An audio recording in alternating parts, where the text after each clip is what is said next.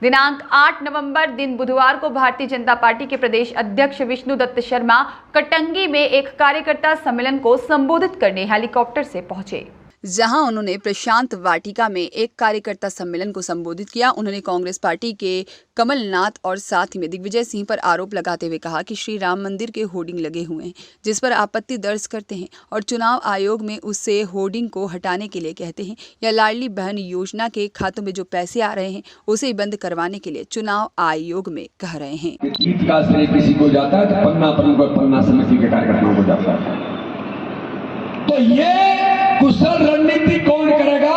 अपने बूथ को जीतने की, या बैठा हुआ कार्यकर्ता उस बूथ पर ठंडे दिमाग से प्लानिंग से अपने बूथ पर तैयारी करना है। आज हमारे पास कितने दिन हैं? 8 दिन। इन 8 दिनों में एक भी दिन अब खाली नहीं जाना चाहिए। और मेरे कार्यकर्ता भाई और बहनों, ये कार्यकर्ताओं की ताकत मध्य प्रदेश के अंदर आपके जैसे, मैं अभी देख रहा था कई कार्यकर्ताओं के गले में संपदा कार्ड है, बूथ अध्यक्ष महामंत्री डीएलए को भी दिया है, बाद में पन्ना समिति को भी देने वाले हैं। ऐसे कार्यकर्ता जो भारतीय जनता पार्टी के काम कर रहे हैं, ऐसे आज के तकनीक से युक्त संगठन ऐप से जुड़े हुए 41 लाख कार्यकर्ता मध्य प्रदेश में 41 लाख। और ये आपका प्रदेश अध्यक्ष का सीना और ताकत से आंख में आंख मिला करके बात करता है, क्योंकि मेरी ताकत कौन है? तो मेरी ताकत भाजपा का ये कार्यकर्ता है जो कटंगी में भी विद्यमान है और सिंगरौली में भी है, तो मुरैना के चंबल में भी है, तो बैतूल में भी है। ये भाजपा की ताकत है। तो इसलिए ये इतने बड़े संगठन का तंत्र जो आपने खड़ा किया है, अब समय आ गया है इस तंत्र को झंडा लेकर के बूथ पर उतर जाना, और बूथ पर जो ताकत बैठी है उस ताकत से संपर्क के लिए जाना, उस ताकत से मिलने के लिए जाना। जरा कोई बताएगा वो कौन सी ताकत है बूथ पर जिससे हमें मिलना है? कोई एक दिन बताओ।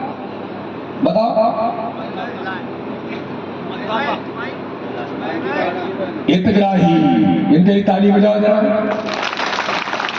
एक बूथ पर, एक गांव के अंदर मेरे भाई और बहनों, प्रधानमंत्री नरेंद्र मोदी जी ने और मध्य प्रदेश के हमारे मुख्यमंत्री जी ने जो गरीबों के जीवन बदलने का अभियान लिया है इस पूरे भारत और मध्य प्रदेश के अंदर, इस कटंगी विधानसभा में भी 249 बूथों पर एक बार आप किसी भी घर में जाएंगे, आप ऐसे कंकड़ फेंकिए और कंकड़ जिस घर पर गिरे उस घर पर आप पहुंचेंगे तो उस घर के अंदर प्रधानमंत्री नरेंद्र मोदी के गरीब कल्याण की योजनाओं से लाभान्वित कोई न कोई मिलेगा।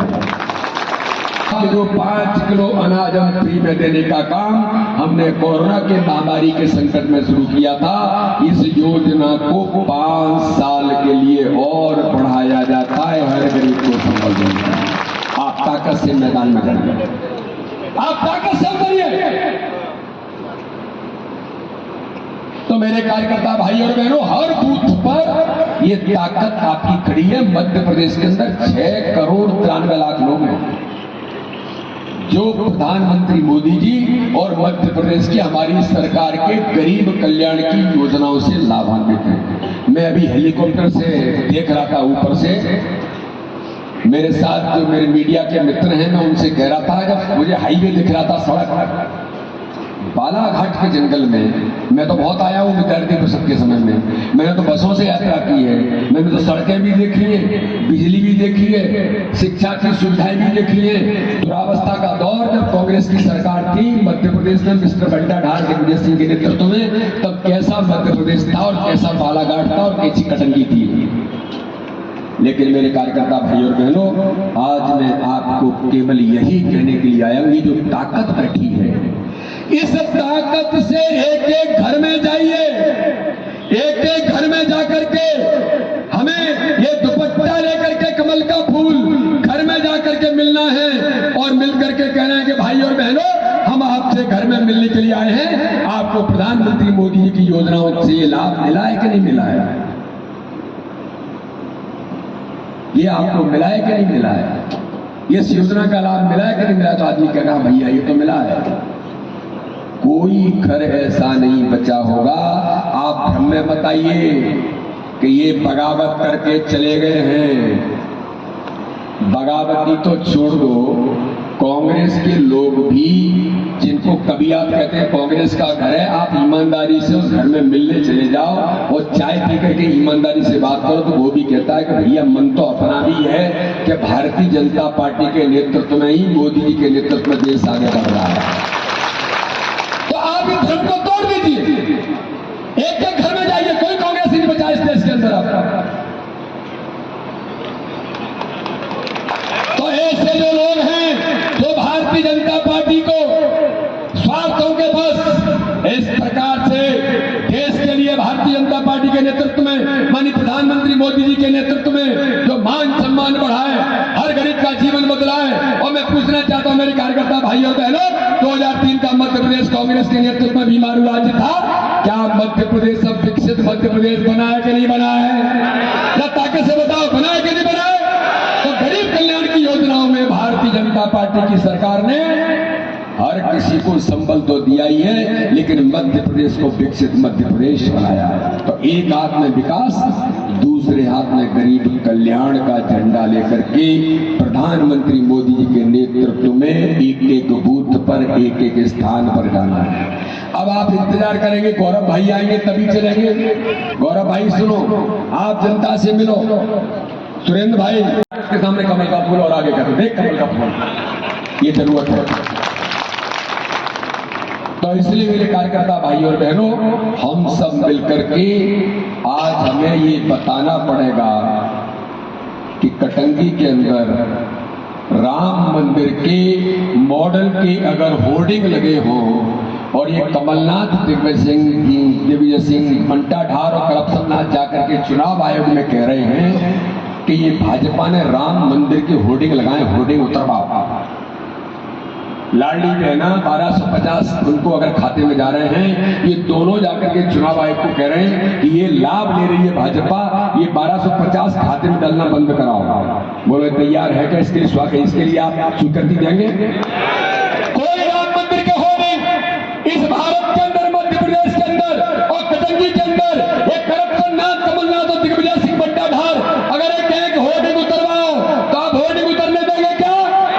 अरे ताकत से बताओ, उतरने देंगे क्या? इसका जवाब इन्हें देना पड़ेगा। इस सनातन को समाप्त करने की बात करते हैं, ये सनातन धर्म पर आक्रमण करते हैं। ये दिग्विजय सिंह कहता है हिंदू आतंकवाद, ये इंडी गठबंधन के लोग कहते हैं इनके कि सनातन धर्म तो एड्स है। बोलो मेरे भाई और बहनों, जो हमारा सनातन है एड्स है क्या? ये कहते हैं सनातन धर्म तो डेंगू है। ये डेंगू है क्या?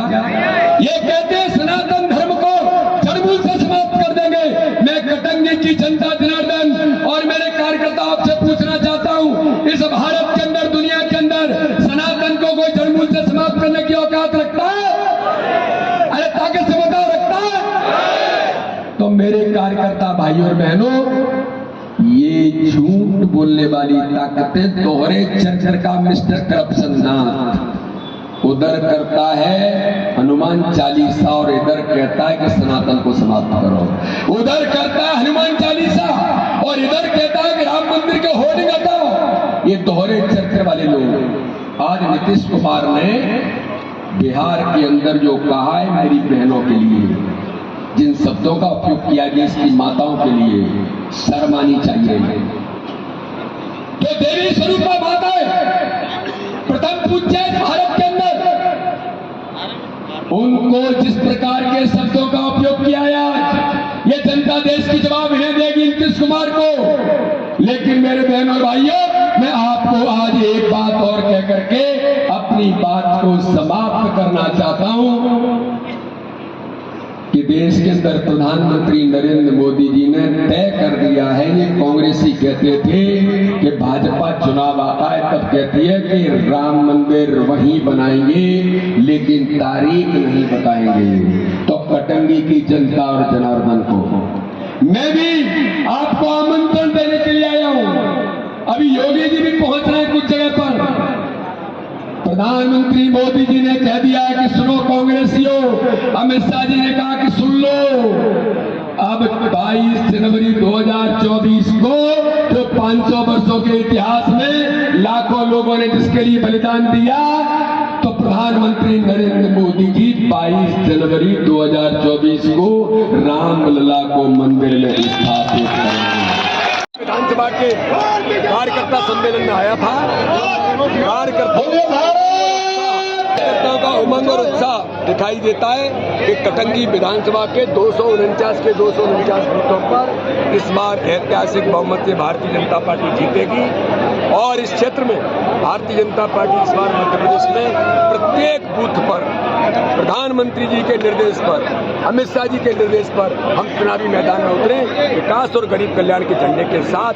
इसलिए आज मेरा छोटा भाई गौरव पारदी और बालाघाट की सभी सीटों पर ऐतिहासिक बहुमत से भारतीय जनता पार्टी जीतेगी, प्रचंड बहुमत की सरकार बनेगी। नीतीश कुमार ने जो शब्द भी बोला है, नीतीश कुमार ने बहुत मेरी माताओं बहनों का जो अपमान किया है, इन लोगों को जवाब मेरी मातृशक्ति और भारत की जनता इस प्रकार के अभद्र शब्दों का उपयोग महिलाओं के लिए करना, माताओं बहनों के लिए करना, इसका कड़ा जवाब इन्हें मिलेगा। दिग्विजय सिंह जो बोलते हैं कि 3 भागों में बढ़ गई भाजपा, झूठ की मशीन है दिग्विजय सिंह। संजय अग्रवाल की रिपोर्ट।